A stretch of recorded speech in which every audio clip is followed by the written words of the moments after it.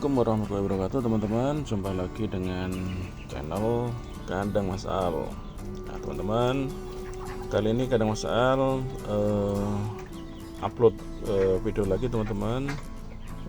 Kemarin sempat vakum sekitar 3 mingguan teman-teman, karena ada satu dan lain hal.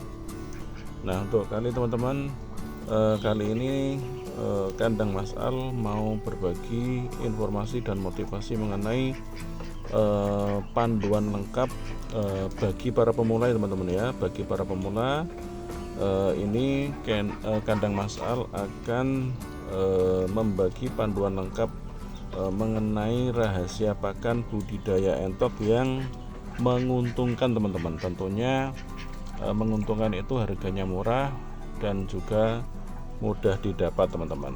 Nah teman-teman, bagi para pemula yang baru menemukan channel Kandang Mas Al, bisa langsung subscribe, kemudian pencet tombol notifikasinya biar tidak ketinggalan video-video terbaru dari channel Kandang Mas Al. Baik teman-teman, langsung saja kita mulai pembahasannya ya. Teman-teman, entok itu adalah primadona di dunia peternakan teman-teman. Kenapa begitu? Karena entok itu memiliki daging yang gurih dan juga telur yang melimpah teman-teman. Jadi telurnya itu banyak sekali kalau dibandingkan dengan unggas yang lain seperti ayam atau angsa atau yang lain. Itu entok itu jauh lebih banyak, biasanya begitu teman-teman. Nah, telur yang melimpah dan rasanya juga gurih enak itu sangat digemari oleh banyak orang. Nah, tak heran budidaya entok itu semakin lama semakin dinikmati. Jadi semakin banyak yang berkecimpung di dunia ternak entok teman-teman, karena semakin lama semakin masyarakat itu tahu bagaimana cita rasa daging entok dan juga telurnya teman-teman. Namun teman-teman, budidaya entok yang sukses itu tak lepas dari pakan yang tepat ya. Pakan yang tepat dan juga pakan yang bergizi teman-teman.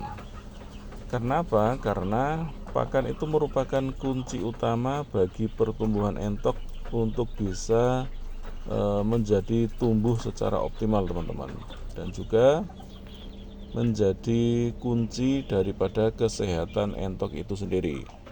Nah teman-teman, bagi para pemula, memahami jenis pakan, kemudian cara pemberian dan tips memilih pakan yang tepat menjadi hal yang esensial teman-teman. Kita akan bahas teman-teman ya, mulai dari jenis pakan entoknya ya.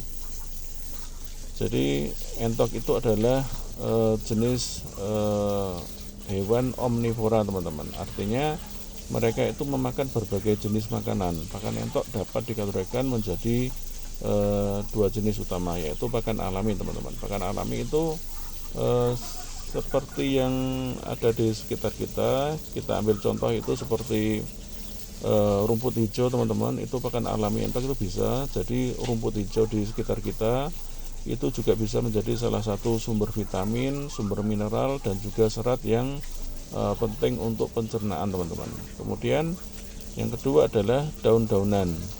Daun-daunan itu kaya akan vitamin juga, dan juga kaya akan mineral, seperti yang kita tahu itu ada di daun singkong, kemudian di daun pepaya, juga bisa ada di daun talas teman-teman.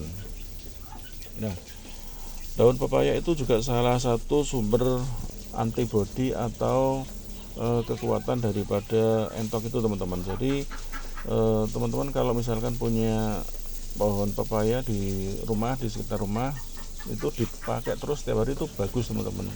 Jadi malah dia akan jarang terserang penyakit kalau dia sering sekali kita berikan daun pepaya teman-teman ya. Nah tapi tentunya juga nanti ada campurannya teman-teman ya. Nanti kita akan lanjut di bagian yang selanjutnya nanti ya. Nah selain tadi teman-teman ya, yang saya sebutkan tadi rumput hijau, kemudian daun-daunan, yang ketiga itu bisa kita kasih sisa makanan dari limbah rumah tangga teman-teman. Limbah rumah tangga itu bisa nasi. Jadi nasi sisa itu teman-teman kalau bisa dikumpulkan, jangan dibuang, sayang eman-eman bisa buat pakan entok teman-teman. Kemudian ada di sayur sisanya juga, terus ada buah. Nah, buah itu biasanya yang agak lama itu teman-teman, yang sudah agak layu itu bisa kita kasihkan ke entok, ke pakan entok teman-teman. Buah juga sumber makanan yang bagus buat entok teman-teman ya. Nah, kemudian selain itu juga kita bisa memberikan entok itu pakan cacing tanah teman-teman ya. Cacing tanah itu bisa menjadi sumber protein hewani yang baik untuk pertumbuhan entok. Yang saya sebutkan tadi teman-teman itu adalah pakan alami ya. Jadi ada rumput hijau, daun-daunan, kemudian sisa limbah rumah tangga seperti nasi sisa, sayur sisa dan lain tadi. Kemudian yang kedua itu ada yang namanya pakan buatan teman-teman. Pakan buatan itu bisa kita berikan seperti konsentrat teman-teman ya. Pakan komersial yang kaya akan protein, karbohidrat, lemak, vitamin, dan mineral itu sangat-sangat bagus konsentrat itu teman-teman ya. Jadi buat campuran dari pakan yang alami tadi teman-teman. Nah, yang kedua itu adalah dedak padi. Dedak padi itu bisa menjadi sumber karbohidrat yang tentunya murah teman-teman ya, yang murah dan juga sangat mudah kita dapatkan di sekitar tempat kita teman-teman. Kemudian ada lagi jagung giling. Jagung giling itu bisa menjadi sumber energi yang baik untuk entok teman-teman. Nah, yang bagus lagi teman-teman ini untuk masa pertumbuhan entok itu teman-teman, ini adalah ampas tahu. Ampas tahu itu sangat bagus untuk pertumbuhan entok ya. Karena ampas tahu itu mengandung sumber protein nabati yang harganya sangat murah dan juga sangat mudah didapatkan di tempat-tempat sekitar kita teman-teman. Teman-teman, jadi disimpulkan tadi ya, ada dua pakan alami dan pakan buatan. Kalau misalkan kurang jelas nanti bisa di chat di komentar teman-teman ya, nanti biar kita bisa bahas bareng-bareng ya teman-teman. Nah teman-teman, kemudian kita akan masuk ke cara pemberian pakan ya. Cara pemberian pakan itu untuk umur 1 sampai dengan 1 bulan, itu biasanya 1 bulan. Ada juga yang umur 1 hari sampai dengan 2 minggu itu ada juga teman-teman ya. Tapi saran saya umur 1 sampai 1 bulan itu diberikan pakan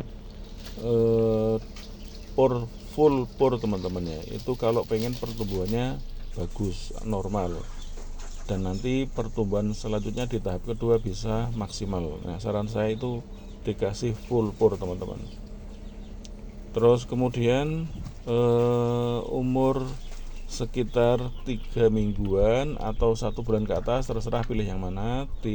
Bisa dilihat dari nanti pertumbuhan entoknya masing-masing ya teman-teman ya.